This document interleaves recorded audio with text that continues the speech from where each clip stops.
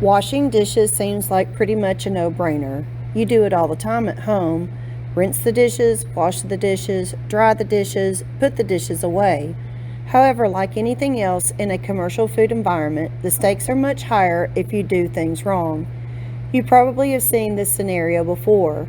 You're sitting in a nice restaurant and you look up your glass of water only to find lipstick rings all around the rim. It may make you cringe to think about who else may have sipped out of your cup, but the most frightening reality is that for every lipstick you do see, there may be millions of germs you don't see. Hand washing dishes. Larger facilities will have big industrial dishwashing machines, but in some smaller establishments, the dishes must be washed by hand. There are 3 parts to hand washing dishes: wash, rinse, and sanitize.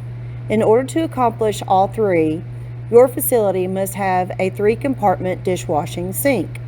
Dishwashing sinks are separate from hand washing sinks, and neither one should be used for anything other than their intended purpose. In other words, don't leave a frozen chicken out to thaw. Rinse your hands washing or dishwashing sink.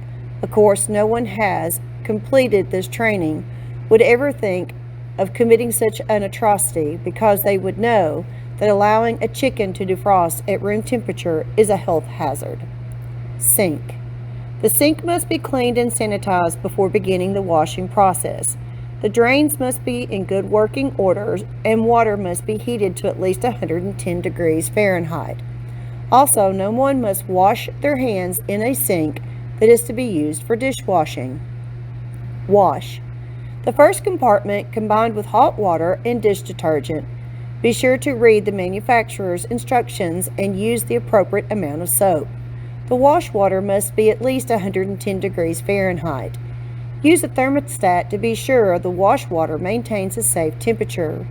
Before putting dishes in the wash water, make sure you scrape off all the excess bits of food and then rinse the dishes to remove visible food particles.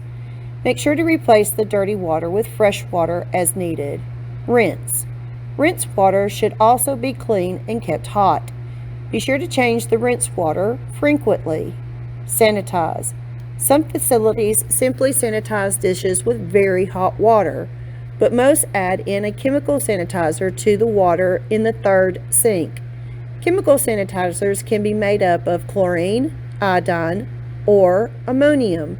They might come in a tablet or liquid form. To determine the amount of sanitizer and required temperatures, follow the manufacturer's directions. There are required concentrations for any kind of sanitizer to make sure the solution is strong enough to kill germs. The FDA has very specific requirements about the percentage of germs that have to be killed through the dishwashing process.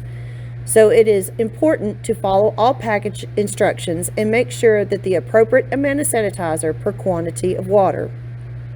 Also, anything you wash must go through the sanitizing step, which means it must be able to be completely submerged in the sanitizing solution.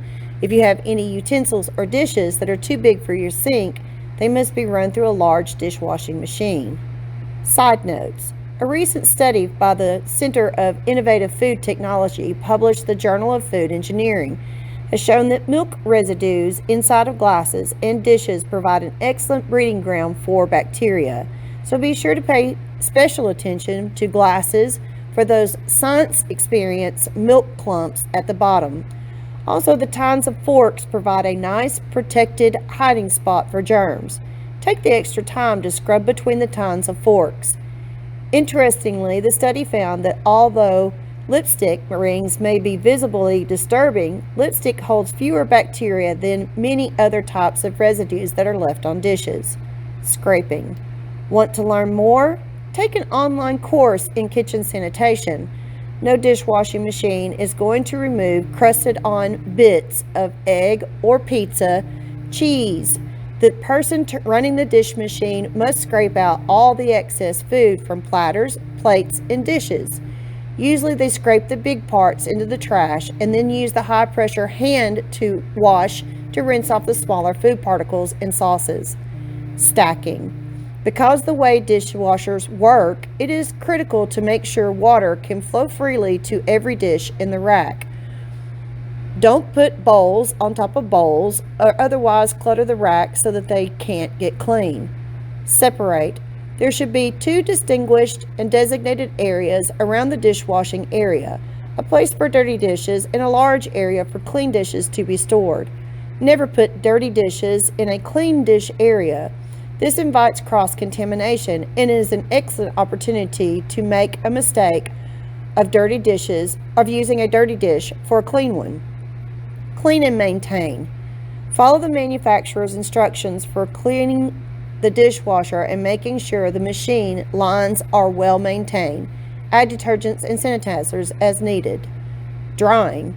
As long as there have been dishes, married couples have probably argued about whether it is better to allow dishes to air dry or wipe them dry with a towel so that they may be immediately put away. In a restaurant, dishes simply have to air dry. That's a good thing. Wiping down dishes with a towel actually invites cross-contamination. A towel can be contaminated with food particles or other items when you pick it up, or it can pick up germs from one side of the dish to the other. If you use it to wipe down clean dishes, you are basically spreading that contamination across every dish it touches. Also, as the cloth becomes wet, it provides an ample source of water for a breeding ground of germs.